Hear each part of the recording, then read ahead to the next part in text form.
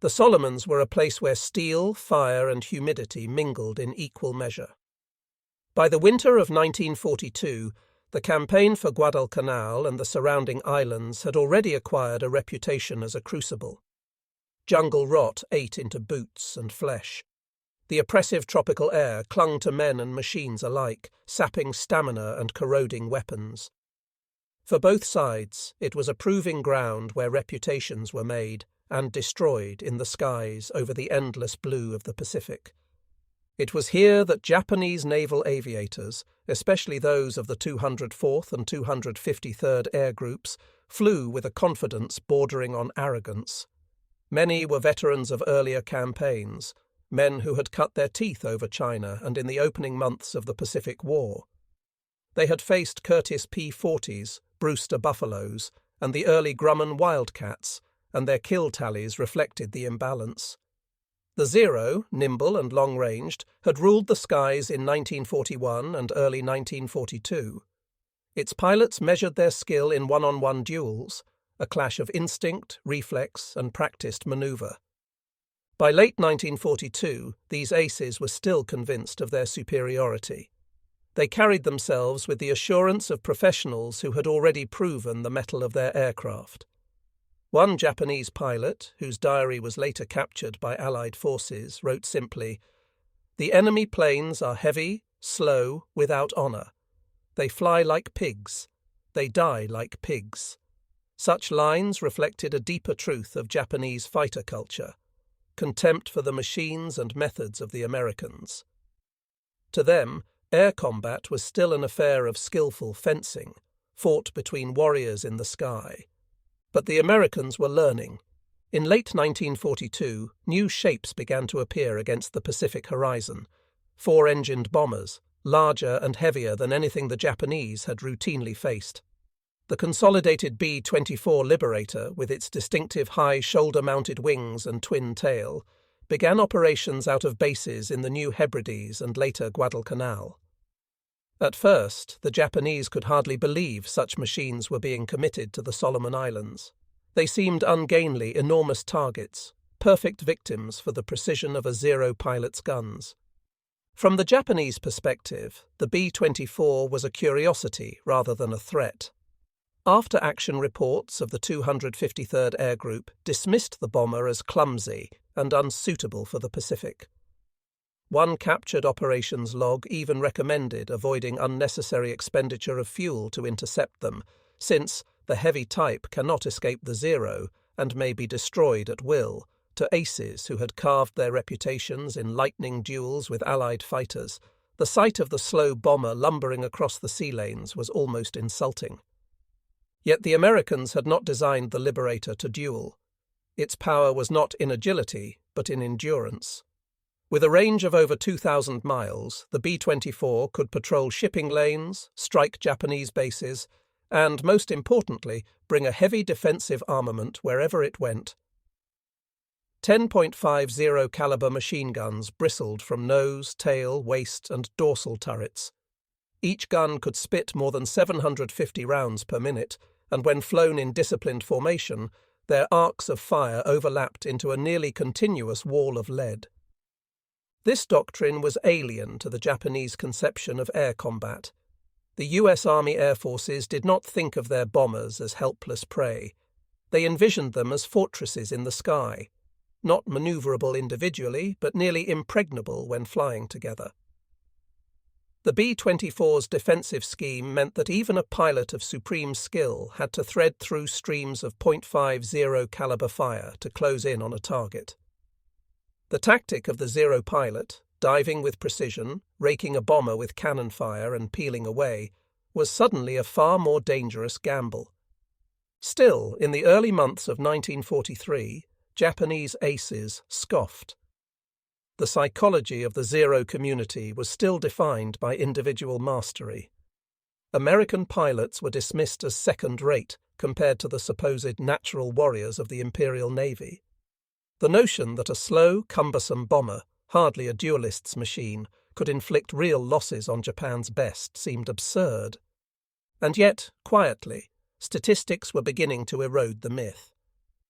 13 Fighter Command reports from early 1943 noted that Japanese fighters were increasingly reluctant to press home attacks against tight B-24 formations. Waist gunners and tail gunners began to report confirmed kills. The USAAF Victory Credits Board would later tally dozens of Japanese aircraft destroyed by bomber defensive fire in the Solomons campaign alone. The contrast between the two cultures of air warfare was stark. In the Japanese camp, the ace remained the centerpiece, a man defined by his personal score, whose victories were chalked on the fuselage of his aircraft. In the American camp, it was the machine and the group that mattered. The B-24 was not meant to rely on a single hero, but on overlapping fields of fire, the discipline of training, and the sheer output of American industry. In hindsight, it was a clash between an older conception of war and the brutal arithmetic of industrial conflict. Japanese pilots spoke of honor and individual valor. American doctrine spoke of formation integrity, gunnery accuracy, and sortie rates. Late 1942 into early 1943 was the transition point. The skies over the Solomons were filled with stories of daring Japanese aces diving through bomber formations and sometimes emerging victorious. But there were also the first cracks in the myth, tales of Zeros shredded by defensive fire, of pilots who underestimated the lumbering Liberator and paid with their lives. One such ace would soon find himself at the center of this shift.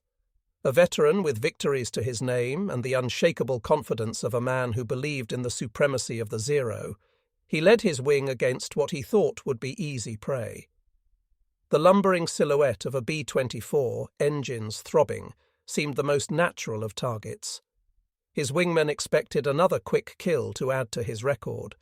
But the Solomons had already begun teaching its harsh lessons, and for this ace, the moment of truth would come in the glare of tracer fire, as a bomber crew's guns wrote a different story into the sky. By early 1943, the battle lines in the South Pacific had settled into a grinding rhythm.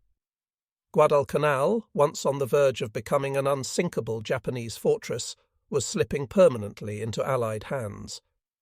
The Imperial Japanese Navy and Army Air Forces, which had once flown south with impunity, were now forced into long, costly flights from Rabaul, Bougainville, and the Northern Solomons.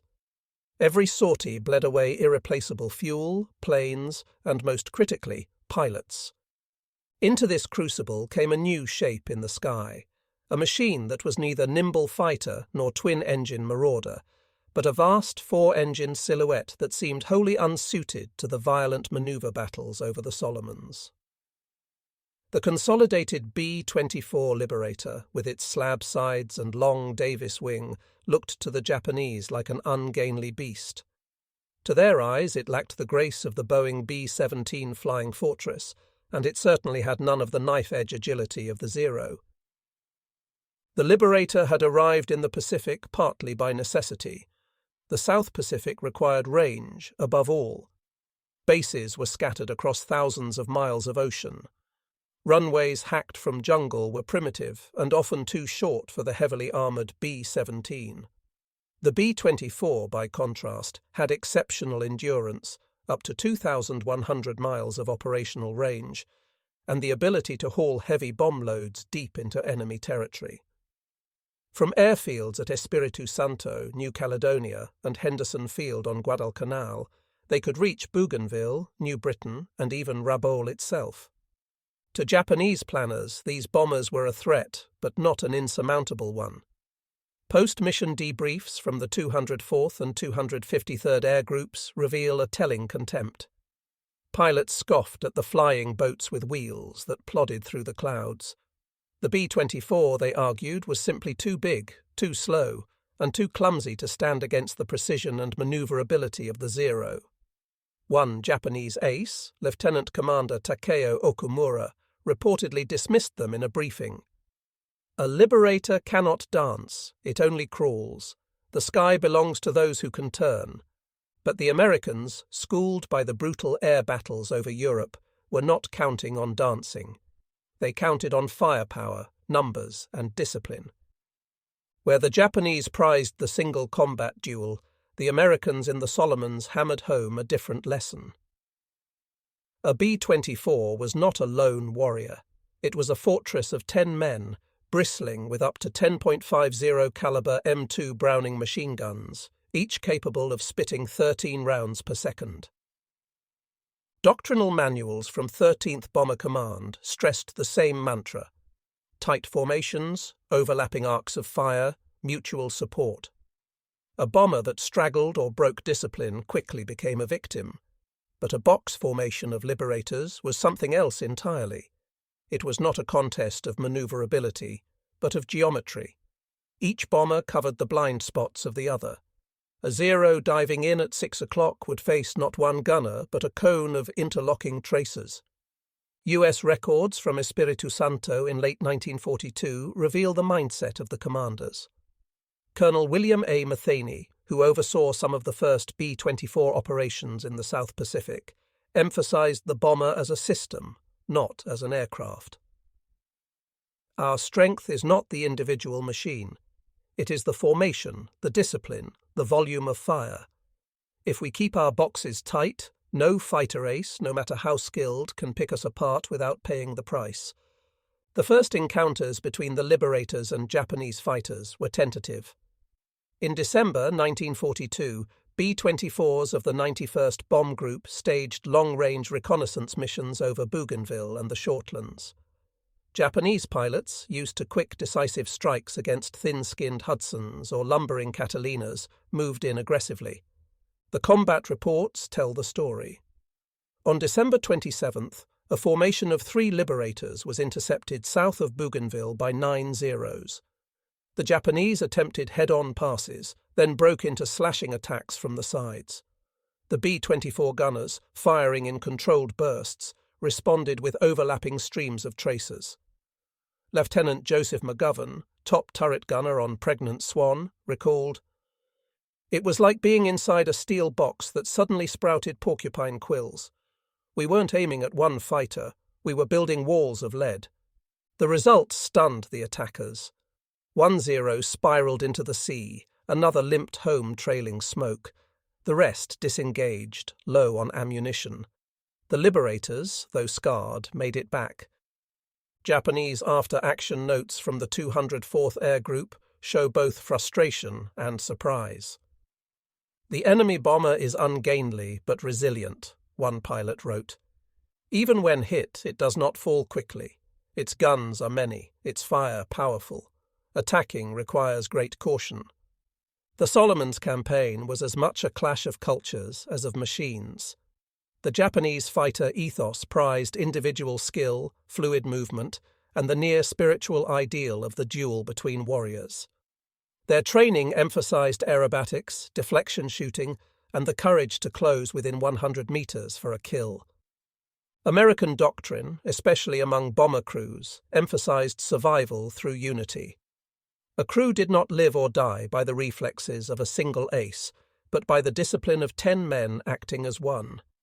In some ways, it was a reflection of the wider war effort, the United States leveraging industrial mass and collective organization against a foe that exalted the individual. For the Japanese aces, this was a jarring adjustment. A Zero could turn inside anything. It could climb faster than the heavy Liberator. In one-on-one combat, it would annihilate the bomber. But in the chaos of a box formation, the duelist's edge was dulled. There was no room for gallant challenges, no space for the samurai's flourish. There was only a blizzard of tracers and the risk of being cut apart before closing the gap. Among the Japanese fighter pilots at Rabaul, there remained a stubborn confidence that, given the right approach, the lumbering Liberator could still be dispatched at will. Zeros were ordered to form shotai, 3-ship elements, and coordinate passes from different angles. They trained to dive steeply from 12 o'clock high, then pull up through the bombers' bellies where guns were weaker. Others practiced high-speed deflection runs across the nose. But for all their innovations, the contempt lingered. In late January 1943, after a failed interception of a B-24 raid on Kahili, one Japanese officer wrote bitterly in his diary, "The Americans send elephants to fly. We should be ashamed if such beasts escape us. Unbeknownst to him, one of his fellow aces would soon test this belief in the harshest possible way. For in the skies over the Solomons, where jungle met ocean and clouds built walls higher than mountains, a single duel was coming, between a master of the zero and the lumbering bomber he so despised. And in that duel, the lessons of arrogance, firepower, and survival would be written in fire across the Pacific sky. By February 1943, the tempo of operations in the Solomon Islands was relentless. Each day brought missions launched from Henderson Field or the forward strips at Espiritu Santo, B-24s flying deep reconnaissance, supply raids, and strikes on Japanese bases at Kahili, Buin, and the Shortland Islands. Each day, too, the Japanese dispatched their veteran Zero pilots to intercept. It was in this crucible that the first true clash between a Liberator box formation and an experienced Japanese ace occurred. Among the aces of the 204th Air Group was Lieutenant Saburo Tanaka, a wiry, sharp-eyed pilot who had first tasted combat in China in 1938. By early 1943, he had over 15 confirmed victories, many against Soviet-built fighters over Hankow and early P-40s in the Philippines. Tanaka was aggressive, supremely confident, and openly dismissive of the new American four-engine bombers that had begun appearing in his sector. His comrades recalled his disdain. "They are fat, lazy beasts," he told his wingmen in January 1943, according to captured diary fragments later translated by the Allied Translator and Interpreter Section, ATIS. "One Zero can chase such a machine across the sky. We will shoot them down like whales." The metaphor, an agile harpooner versus a lumbering whale, would echo bitterly in the weeks to come. On the morning of February 21st, a formation of 6 B-24s Ds of the 91st Bomb Group lifted from Henderson Field. Their target, the Japanese seaplane base at Kahili, a key node for reconnaissance flying boats operating across the Solomons. Escort cover was scarce, P-38s were still in limited supply, and the long range meant the bombers would likely have to fend for themselves. The Liberators climbed slowly, engines roaring in unison, until they reached 18,000 feet. The formation tightened into a staggered box, 2 three-ship elements, wings overlapping, guns bristling outward. Each crew member checked his guns, .50 calibers in the nose turret, top turret, tail, and waist positions. The air gunners understood their odds. Alone, a B-24 was prey. Together, they were a spiked wall in the sky. As the formation neared Bougainville, Japanese radar operators at Kahili picked up their approach. Within minutes, scrambled fighters roared aloft, 9 Zeros from the 204th Air Group, led by none other than Lieutenant Tanaka. At 10:35 hours, the bombers began their bomb run. Flak from Japanese 25mm and 75mm batteries rose in black puffs around them, rocking the Liberators but not breaking the formation. Then, out of the sun, came the Zeros. The American crews spotted them, 9 specks glinting, diving fast. The intercoms came alive with clipped warnings. "Bandits, 11 o'clock high. Keep it tight. Gunners, open your eyes." Tanaka led the first pass himself. Confident, he aimed his Zero directly at the nose of the lead bomber. He had used this tactic before, approaching head-on to minimize exposure, counting on his accuracy to rake the cockpit and disable the bomber instantly. At 400 yards, he opened fire, the Type 99 20mm cannons thumping, tracers streaking toward the B-24's cockpit glass. But this was no Catalina or Hudson. The nose turret opened up with twin .50s, joined almost instantly by the top turret and even the right-side waist gun from the adjacent Liberator. A storm of tracers converged on his Zero. Tanaka's comrades later recalled the shock. Used to opponents who dodged or scattered, the Americans held formation like iron. Their tracers built a wall in the sky. Tanaka tried to jink, pulling slightly to starboard, but his speed carried him through the cone of fire. Bullets ripped through his Zero's wing root, smashing hydraulic lines and peppering the fuselage. Smoke streamed from his engine. Inside the lead Liberator, Staff Sergeant James Harkins, the nose gunner, saw his rounds strike home. "He just kept coming," Harkins later told an Army Air Forces debrief. "I thought he was going to ram us." But then pieces started flying off his plane. He rolled over and went straight down. Tanaka bailed out at 10,000 feet, his parachute blossoming in the tropical sky. He survived, captured hours later by Japanese patrols near Kahili. For the first time in his career, the hunter had been outmatched, not by a superior fighter, but by the concentrated discipline of a bomber formation he had dismissed as slow whales. The battle did not end there. The other Zeros pressed their attacks, slashing in from the sides and rear. One Liberator, Texas Terror, took a cannon shell in its left wing and fell out of formation, whereupon 3 Zeros pounced and set it aflame. Only 2 of its crew were later rescued, but the other 5 bombers pressed on, bombs away over Kahili, and turned for home. The gunners claimed 3 enemy fighters destroyed and 2 probables. Japanese records confirm 1 Zero lost, Tanaka's. The others returned damaged, with several pilots shaken by the intensity of the defensive fire. In his diary that evening, one 204th Air Group pilot recorded a telling line. "We attacked bravely, but the American bombers vomit fire from every side. To press close is to gamble with death." For the Americans, the mission was a bloody success. They had delivered their bombs and proven the doctrine of mutual defense under fire. Losses were accepted as part of the price. For the Japanese, however, the psychological blow was greater than the material one. An ace with over a dozen victories had been humbled, not by a superior duelist, but by the cold mathematics of firepower. Post-war interrogations of Japanese pilots highlight this turning point. One veteran recalled, "We believed the bomber was weak, that courage could bring it down. But we saw our bravest men fall to its guns. After that, we attacked with more caution, perhaps too much caution. The clash over Kahili on February 21st was not the last time a Zero ace underestimated the lumbering Liberator. Similar encounters unfolded across the Solomons in the months to come.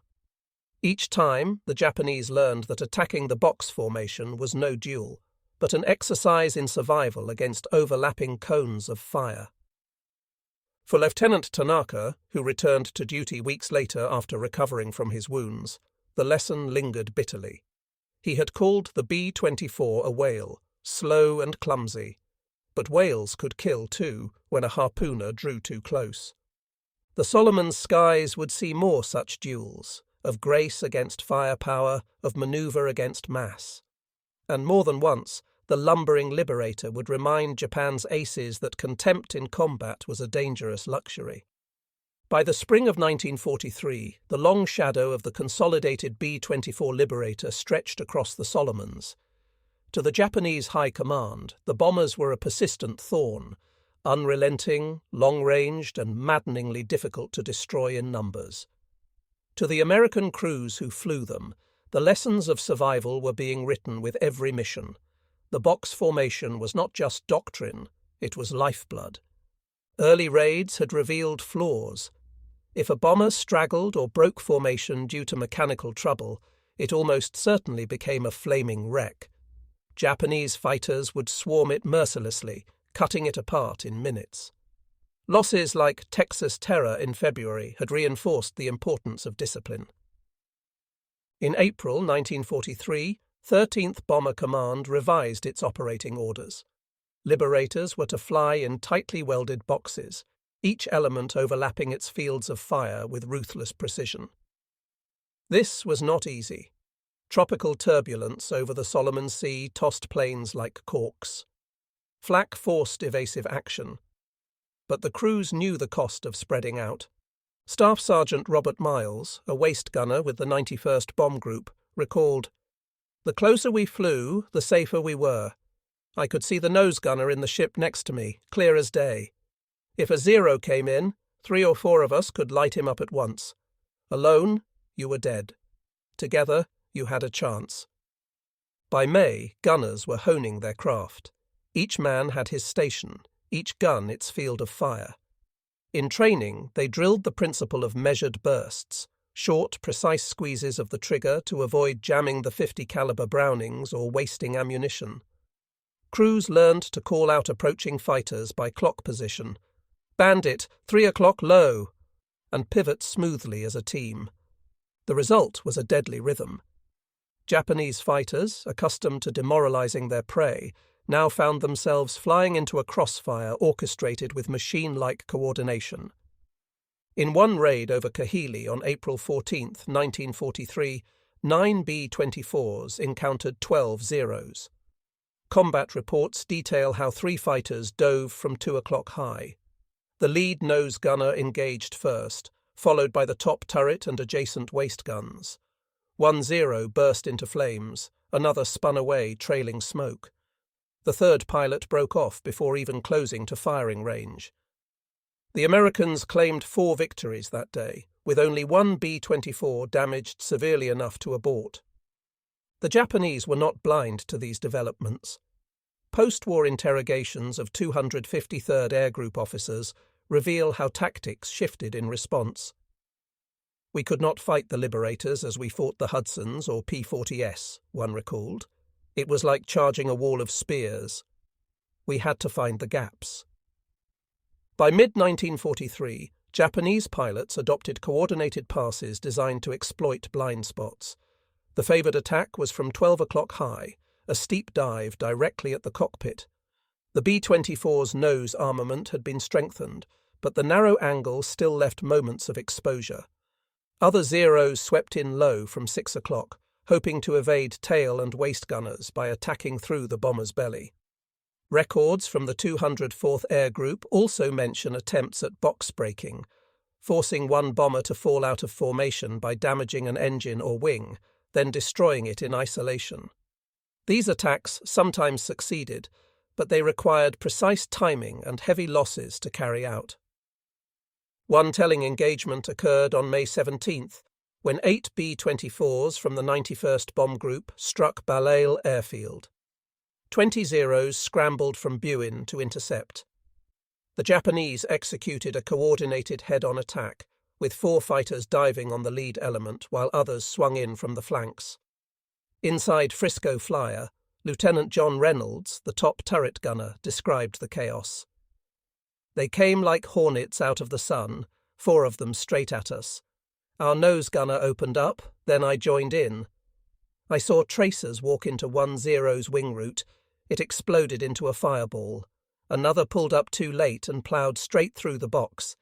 He clipped a Liberator's tail and went spinning down with it. We lost 1 ship, but they lost at least 3. The Japanese claimed 5 bombers destroyed in their communique that evening. In truth, only 2 failed to return. The Americans, meanwhile, credited their gunners with downing 6 Zeros. Post-war Japanese records confirmed the loss of 4 fighters. The shield of interlocking fire was proving effective, not invulnerable, but punishing enough to sap even veteran aces' confidence. For Japanese pilots, many schooled in the dueling ethos of China and the Philippines, the experience was disorienting. Aces who once revelled in one-on-one combat now found themselves facing impersonal curtains of tracers. The Liberators did not acknowledge skill or daring. They punished recklessness with cold efficiency. One captured Japanese diary, preserved in ATIS records, contains a haunting admission. To close on the bomber is to embrace death. Even courage cannot stop its guns. We must think not like samurai, but like wolves. Strike only when the pack is ready. For the Americans, the shield became a source of grim pride. Though losses remained heavy, mechanical failures, flak and fighter swarms all took their toll, the bomber crews felt empowered by their firepower. Gunners swapped stories at Espiritu Santo and Henderson, bragging about confirmed kills, painting little swastikas and hinomaras beneath their turrets. Colonel Matheny summed it up in a June briefing. "The Liberator is not a duelist. It is a fortress. Alone it will die, but in formation it is invincible. Yet in the Solomons, duels could not be avoided forever. Even in boxes, bombers sometimes faltered. Engines overheated, flak tore into wings, clouds disrupted cohesion. And when that happened, Japanese aces still pounced with lethal skill. In late June, a veteran Zero pilot, already blooded over China and Coral Sea, would test the bomber's shield personally. He too believed in the Zero's supremacy. He too saw the B-24 as little more than a fat target. And like Tanaka before him, he was about to discover what it meant to underestimate the firepower of a lumbering whale. The Solomons Air War was, by mid-1943, a proving ground where reputations rose and fell with brutal speed. Among the Japanese fighter units based at Rabaul and Bougainville, morale wavered. They still held numerical strength in many sorties, but losses were mounting, and each engagement with the B-24 formations seemed to exact a higher price. Yet, for some veterans, the notion that a lumbering American bomber could resist the artistry of a Zero remained unthinkable. One such man was Lieutenant Commander Hiroshi "Hawk" Nishida, a veteran ace of the 253rd Air Group. Nishida had first flown in combat over Hankow in 1939, dueling against Soviet-made fighters flown by Chinese pilots. He was already considered among the old guard by 1943, with more than 20 claimed victories to his name. His fellow pilots respected his steady hand and his sharp gunnery. Unlike many of the brash younger flyers, Nishida carried himself with quiet confidence, never boastful, but unwavering in his belief that the Zero and the skill of its pilot could master anything the Allies sent skyward. When B-24s began raiding Bougainville and the Shortlands, Nishida dismissed the idea that they posed an existential threat. Heavy, he told his wingman, means slow, and slow means dead. At dawn on June 24th, 10 B-24s of the 91st Bomb Group rose heavily from Henderson Field. Their target was Kahili once again, a base that had already seen smoke and fire from Liberator bombs that spring. Escorting P-38s were unavailable. Maintenance and weather had grounded most of the twin-boom fighters. The Liberators would be on their own. Japanese radar at Kahili picked them up just after 900 hours. An alert went out, and from Buin airstrip, 12 Zeros of the 253rd Air Group scrambled to intercept. Nishida led the formation, his confidence unshaken. His plan? Break the box by diving straight through its heart, using his gunnery to cripple a bomber with one decisive pass. At 18,000 feet, the Liberators tightened their box, engines straining in the tropical air. The lead ship, Missouri Mauler, called out bandits at 11 o'clock high. The gunners steadied their weapons. From the bomber formation, the Zeros came into view, silver-green specks glinting in the sun, diving with deadly precision. Nishida led the charge.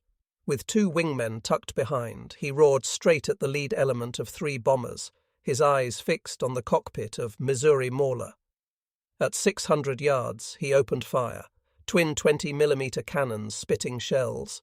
Tracers flashed past the Liberator's nose, one shell smashing into the glass canopy and wounding the co-pilot. But then the shield came alive. From the nose turret, Sergeant Charles "Red" Dawson swung his twin .50.5s directly into Nishida's path. The top turret opened up almost simultaneously, tracers converging from above. From the adjacent bomber, waist gunners poured in fire at a crossing angle. It was geometry, not chance. The formation turned Nishida's chosen approach into a death trap. At 400 yards, rounds ripped through his Zero's engine cowling. Smoke burst forth. Another stream of tracers caught the fuselage, punching through the canopy.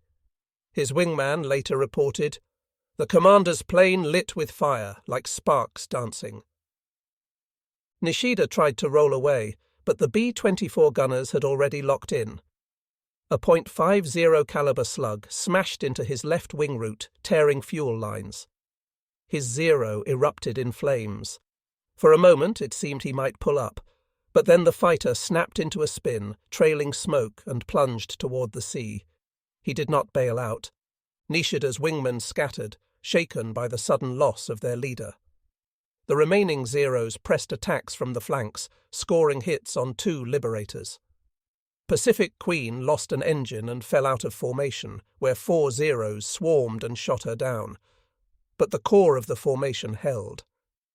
When the bomb run was complete, 7 B-24s turned for home, battered but intact.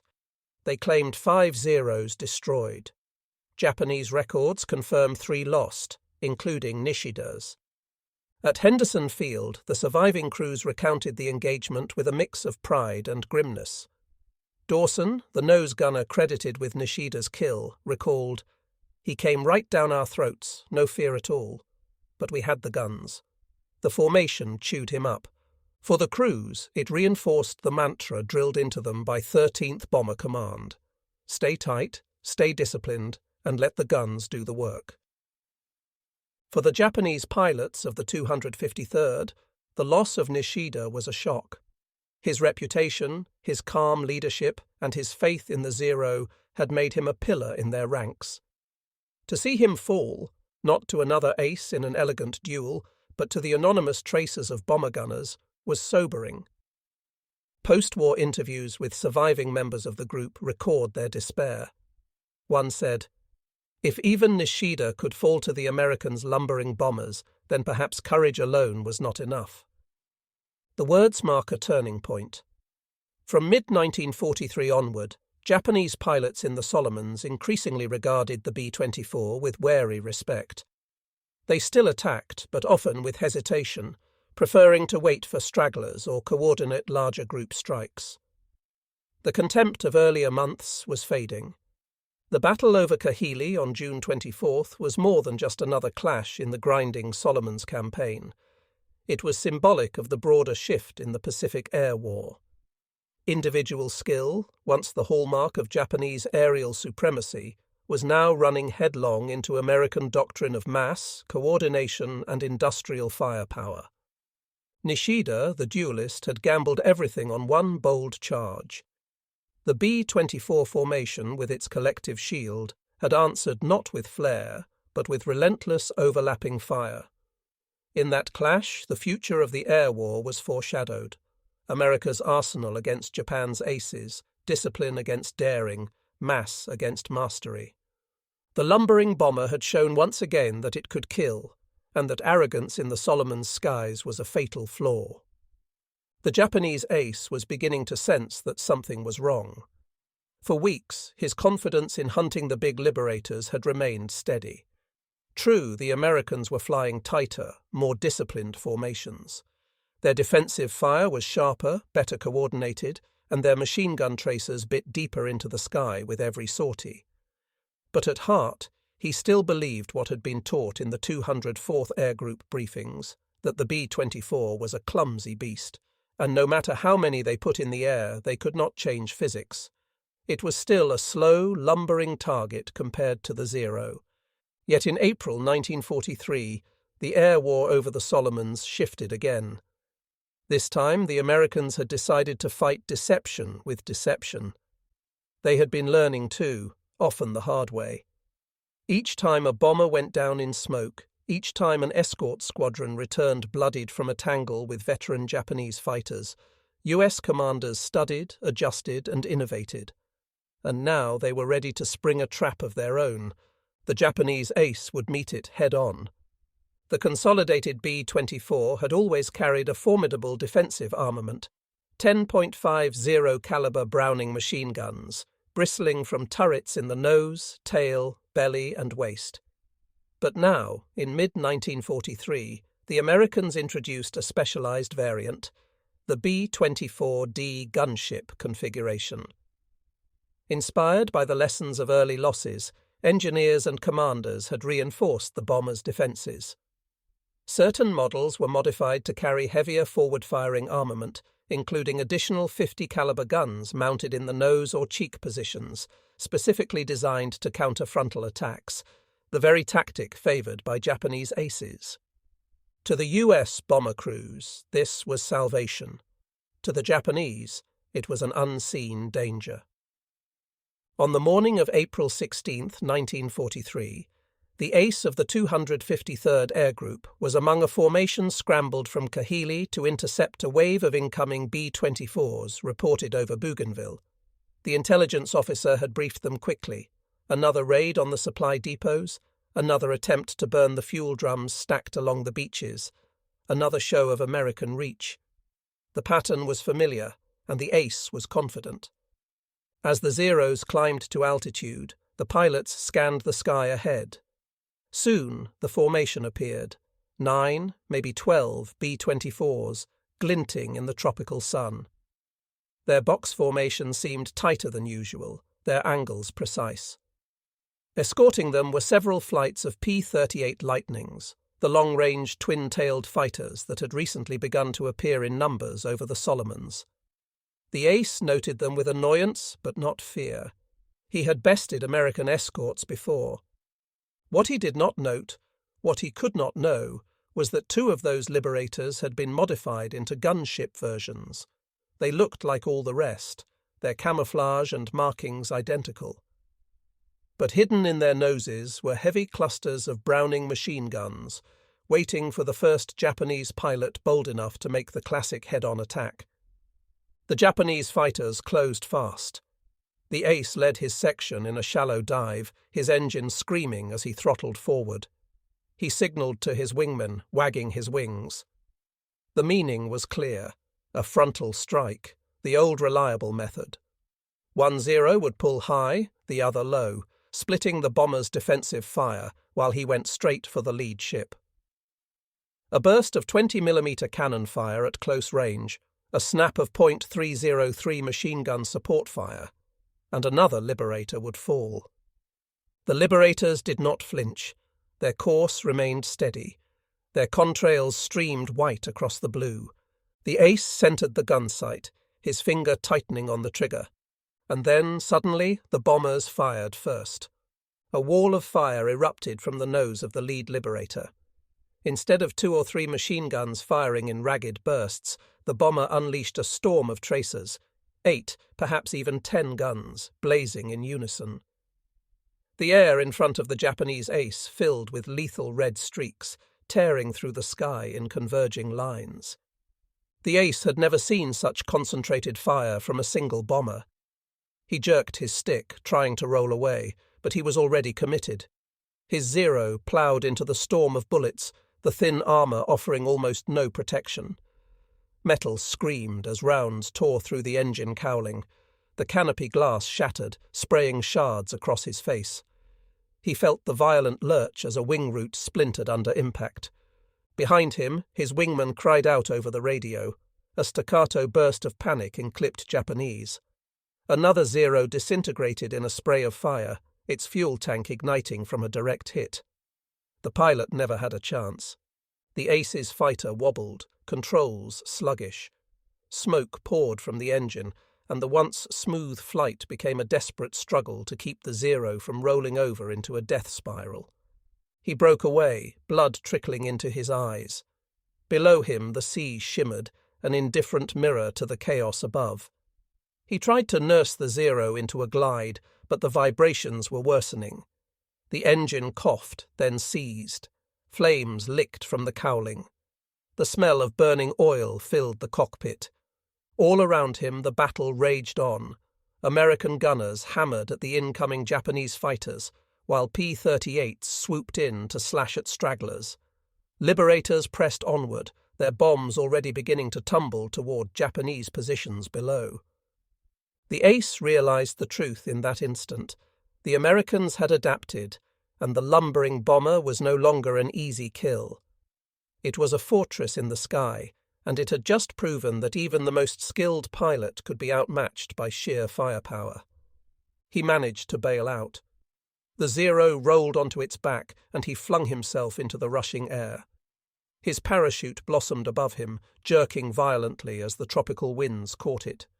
Below, the burning wreck of his fighter spiraled into the jungle canopy with a dull explosion.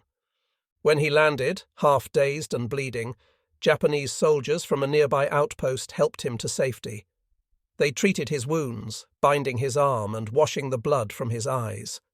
He survived, but his confidence had not. For days afterward, the ace spoke little. He replayed the encounter in his mind, struggling to reconcile what he had seen. The bomber that was supposed to be slow, clumsy, and helpless had turned into a predator, and he, the hunter, had been reduced to prey. The Americans were not only producing more planes than Japan could ever hope to match, they were improving them, modifying them, and learning from every loss. The B-24 gunship was only a small part of a larger pattern. US doctrine was shifting from survival to supremacy, from defense to offense. Every ace who underestimated these bombers risked being taught the same hard lesson. And the Japanese ace, nursing his wounds and reflecting on his brush with death, could not shake the memory of those red tracers converging on his cockpit. The moment he realized that the era of zero dominance was ending, one heavy bomber at a time. When the war ended in August 1945, the skies over the Pacific fell silent. The once proud air groups of the Imperial Japanese Navy were broken, their bases abandoned or captured, their aircraft smouldering wrecks in revetments, and their aces scattered. Some dead, some lost in the sea, and a few taken as prisoners. For those who survived, defeat carried with it a heavy burden, not just the loss of the war, but the need to reconcile everything they had believed about their own superiority with the reality that the Americans had crushed them in the air. Among those who lived to tell his story was the Japanese ace, who had once been convinced that a lumbering B-24 could never best him. His brush with death over the Solomons haunted him for the rest of the conflict. He returned to duty after his wounds healed, but he never regained the easy confidence of his earlier days. By the time the war ended, he had flown fewer sorties, and his victory tally had stalled. He remained alive, but no longer the bold hunter he had once been. In late 1945, as part of the Allied effort to document the war from the Japanese perspective, he was interrogated by officers of the US Strategic Bombing Survey and the Allied Translator and Interpreter Section ATIS. His testimony was preserved in fragile paper records, translated, typed, and filed away with dozens of others. But his story stood out, not because of the number of victories he had scored, but because of how bluntly he admitted what he had learned from the encounter with the American bomber he had once mocked. The interrogation took place in a stifling room on the outskirts of Tokyo in November 1945. The war was over, the city in ruins, and the proud Zero pilots were no longer feared warriors, but weary men with hollow eyes, stripped of their rank and waiting for repatriation or uncertain futures. The Allied officer conducting the interview was methodical, asking about dates, unit designations, aircraft strengths. The Japanese ace gave what he knew, but then the questions turned personal. Tell us about the American bombers. Were they easy targets? He hesitated, then gave a small, bitter laugh. Easy, he repeated. At first, yes. We thought they were the easiest of all. Big, slow. They filled the sky. Their gunners fired wildly. We thought, 1-0 can bring down one Liberator. That is what we believed. He paused, rubbing his bandaged hand, the same hand injured when his canopy shattered that day over Bougainville. His tone hardened. But the Americans, they are not like us. They do not cling to tradition. They change, they adapt. Every time we shot one down, they studied, and the next time, the bomber was stronger. We never faced the same opponent twice. The interrogators pressed him to be specific. He leaned forward, his eyes narrowing as though seeing the tracers again. It was in April 1943. I was with the 253rd Air Group. We attacked a formation near Bougainville. They were flying tighter than before. We thought nothing of it. I led my section in the frontal attack, the same tactic we always used. At close range they fired first. Not just 2 guns, many, more than I could count. I had never seen such fire from a single bomber. It was like diving into a wall of bullets. He described how his wingman's Zero had exploded in flames almost instantly, struck by multiple .50 caliber rounds. He told of his own fighter shuddering as rounds tore through the fuselage, how the canopy had shattered into his face, how smoke filled his lungs as he fought to escape. He described the desperate plunge, the bailout, the shock of landing alive when he had been sure death was coming. The American officer listened carefully, making notes. Then he asked, "What did you think afterward? When you realized you had nearly been killed by a bomber?" The Japanese ace lowered his gaze. His answer was simple, almost whispered. "I knew then that we could not win." To the Americans listening, it was a remarkable admission. For years, Japanese air doctrine had emphasized the skill of the individual pilot above all else. The Zero was a surgeon's blade, and its aces were the cutting edge, dueling in the sky with maneuver and precision. Heavy bombers like the B-24 seemed the opposite, clumsy, dependent, and reliant on massed defense instead of individual brilliance.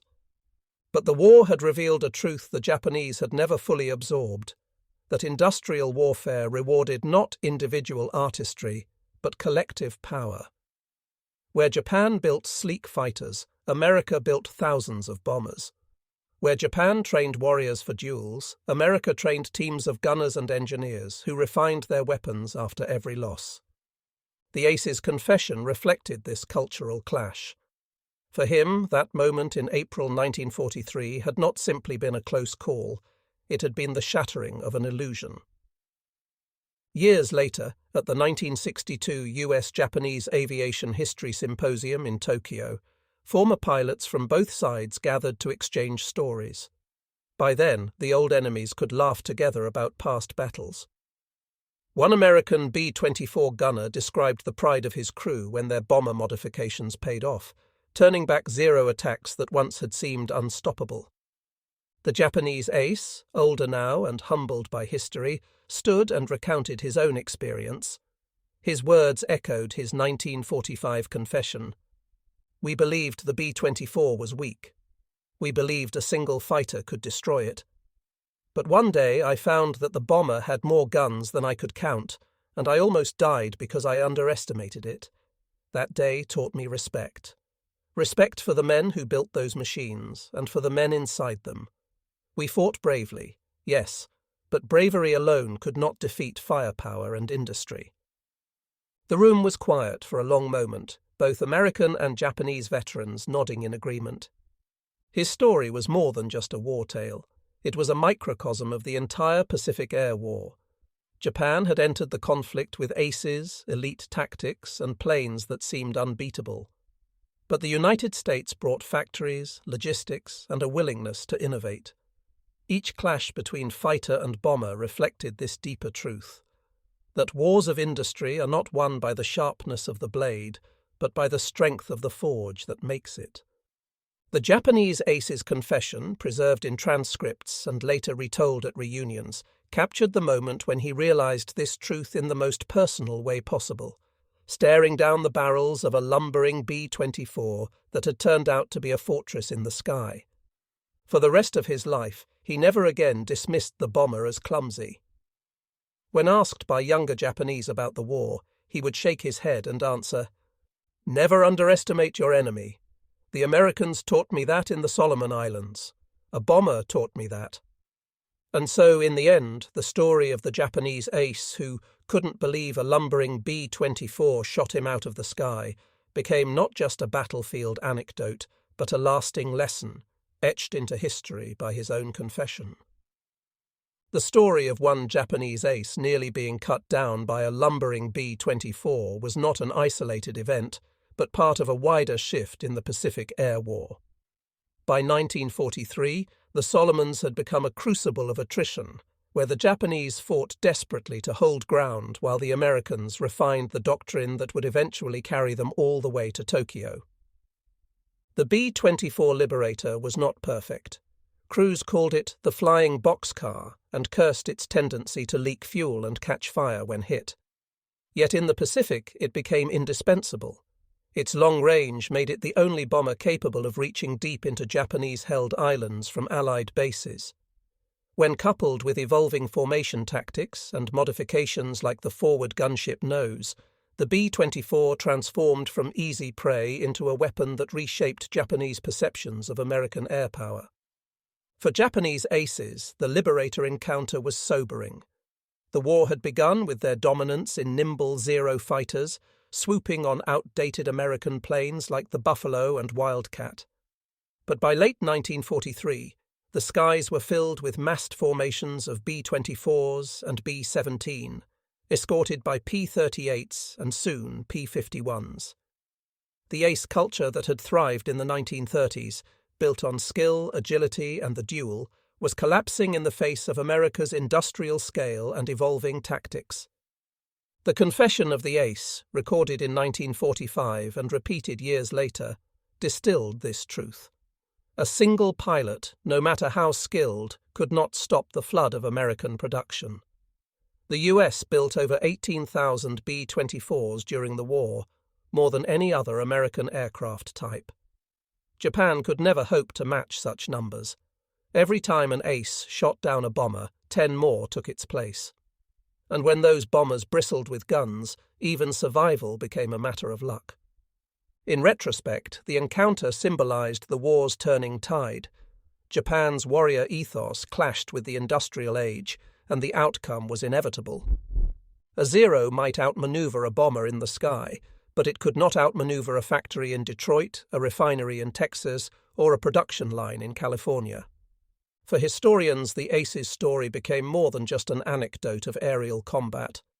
It was a lesson in underestimation, adaptation, and the brutal realities of total war. For the veterans who lived it, it was a reminder that survival often hinged not only on skill, but on recognizing when the enemy had grown stronger than you believed. And so, when the Japanese ace admitted that he could not believe a bomber had nearly killed him, he was not simply recounting a personal scare. He was speaking for an entire generation of pilots who had learned too late that the war in the Pacific would not be won with courage alone. It would be won with firepower, industry, and the relentless advance of the lumbering Liberator.